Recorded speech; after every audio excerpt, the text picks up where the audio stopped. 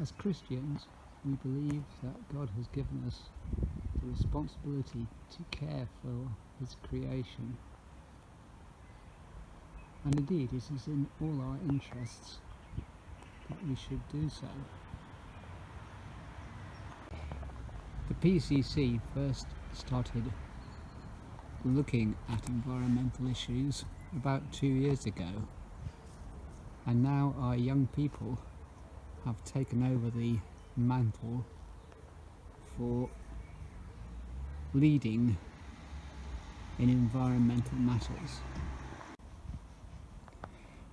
We have always had the churchyard, which has been cared for and kept in pristine condition by a team of volunteers who have cared for the plants and kept the grass cut.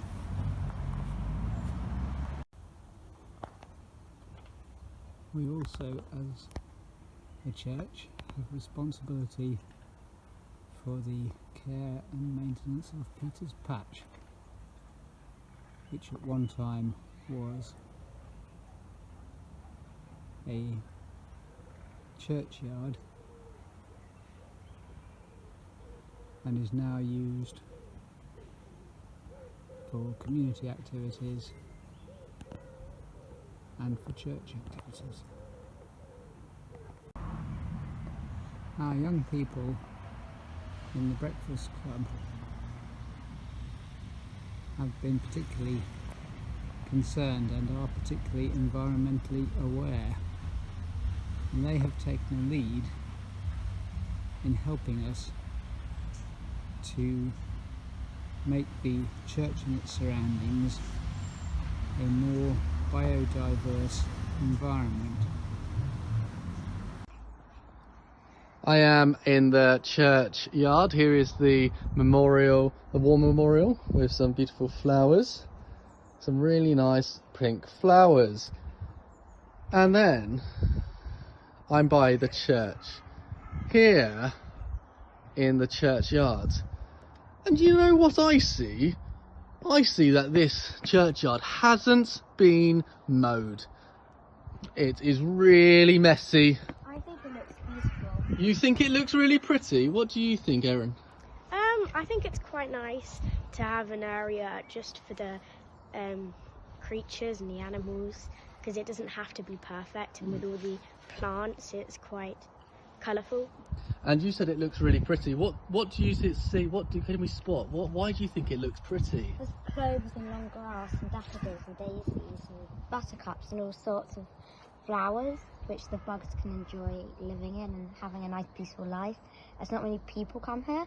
It stops the people coming so they can have peace as well, and it's almost like normal for them. Wonderful. Shall we go and explore further? Let's go. So what do we see here? We see an old tree stump. What can you grow there, do you think?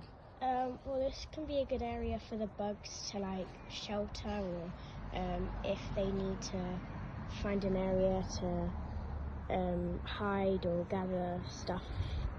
And there's lots of moss as well. Yeah. Okay, and then we're going to go further. Let's explore. So we see lots of long grass, lots of different vegetation, and lots of different plants. And under here we have lots of shelter. What do you think we can? What do we think is good about this shelter spot? I think it's good because the bugs can explore in here, but they can, whilst being sheltered from rain and cold weather. And the grassy bits at the bottom will keep them warm because it's quite snuggly and comfortable. There's also a variety of different grass, including leaves, and there's like a mud patch where they can sort of dig and hide. And so do you think that it's good that we haven't cut the grass, that it's long, and that we're growing a wildlife garden? Do you think that's a good thing for St. Peter's Church? Yeah. And why do you think that is? Because the bugs can live here and it's more natural, and how the world probably should be more nowadays. and everything doesn't have to be perfect. It doesn't, does it? And that is a really good. And this is our lovely church, and there's some really long grass. This is how long. Erin, if you stand next to this grass, so show how long the grass is. It's about up to my waist. Yeah, that's good. It's going to keep on growing, isn't it, Erin? Yeah. And that is really good because we really like biodiversity, and we like to have lots of variety of different plants and bugs and lots of different things. And I know the boys are going to show you about our bug hotels, so we're going to go listen to the boys now and show you our bug hotels. Camouflaged among the leaves is a foreign structure. What is it, and how can it help the environment? Well, for starters, this is a bug house that will help provide many insects home throughout the harsh winters, and through that it has straws and little nooks and crannies in which they can make their homes. This sounds like a great environmental aid. What were you thinking of when you did it? Well, we were thinking of practicality before design, as we thought that although if you were to look at the girls, theirs is more beautiful than ours holds a better function than it does form. I agree, though it may not look beautiful. I'm sure there are many bugs finding a home in there among the plants. Well, shall we now go and have a look and see what the girls did? Yes. Because, as you say, theirs is possibly more beautiful. Definitely more beautiful. Okay. Here we have the girls' bug house on Peter's Patch. And Edward, what is the practicality through this design? Well, it is reasonably practical. As you can see, there inside a pot there is some pine cones which will allow for many bugs to find a home. Also, the wet wood will allow many insects and creepy crawlies to crawl through. As well as this, however, it is not the most practical. As you can see, many slate tiles on top of each other do not have as much of a use. Despite this, it is one of the most beautiful, environmentally aided things I've ever seen. Thank you, Edward. Would you say the support reflects the ability for bugs to use it? The supports will create homes because there are holes in the bricks, at least the higher ones. Actually, those bricks don't have. Yeah, they do. Will create homes for slugs and snails, which are a necessary part of any environment. And next. However, it creates a massive gap in between the two layers, which may allow predators to get in. Next to the bug house, we have this tree. Ethan, do you know about this tree? Yeah, it was planted in commemoration of the Queen's 60th birthday, and it's good for nature as it's a willow tree, but also it grows blackberries, which are good for blackbirds in the autumn. That's right. The Queen's diamond Some of them are red and orangey colour as well. This is a mountain ash or a rowan tree, and it's particularly good. And are there any other trees on Peter's Patch yes, which are good for wildlife? That one. There's a big bushy one up there. There's that one there, which Gives That's an oak shade. tree. that is a horse chestnut tree, I think. And there is I also think a you can budding see, tree. you can probably see some conkers growing on it.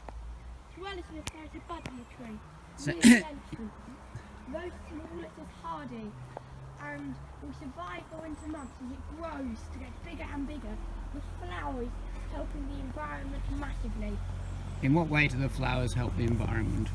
Bees and notoriously flies will use this, use the buds that have sprouted in the spring and summer months to help them flourish throughout the year. It's sometimes Bees and called butterflies. it's sometimes called the butterfly tree Yes, because it attracts so many butterflies.